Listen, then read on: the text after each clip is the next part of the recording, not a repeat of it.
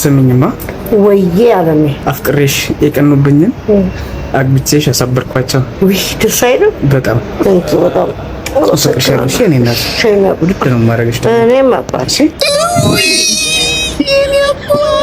ምን አገባችሁ? የፈለጉትንስ ቢያደርጉ ምን ቤት ናችሁ እናንተ? እንደ እናትም እንደ ሚስትም የሚሆን ሚስት ተገኝቶ ነው። ይሄ እኮ መታደል ነው።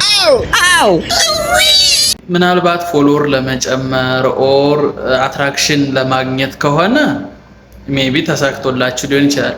ከዛ ውጭ ግን በትዳር ዓለም በዚህ መንገድ መኖር ትንሽ ኢሎጂካል እና ምናልባት ከማህበረሰብም አንፃር እንደ ሀገርም ያልተለመደ ነገር ነው። ሶ እንደኔ ትክክለኛ አካሄድ አይመስለኝም።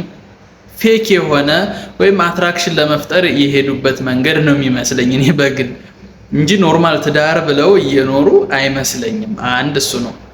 ሁለተኛ ግን ወደ ትዳር ለመግባት አንድ ሰው ምን ስቴፖችን መከተል አለበት ወይም ምን ኳሊፊኬሽኖች አሉ ከሚሉት አንዱና ዋነኛው እድሜ ነው።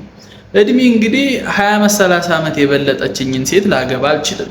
ቢኮዝ ብዙ ነገሮች ሚስማች ስለሚያደርጉ አብሮ ለማይሄዱ ብዙ ነገሮች ስላሉ ያንን ታሳቢ ያደረገ መሆን አለበት ብዬ አስባለሁ።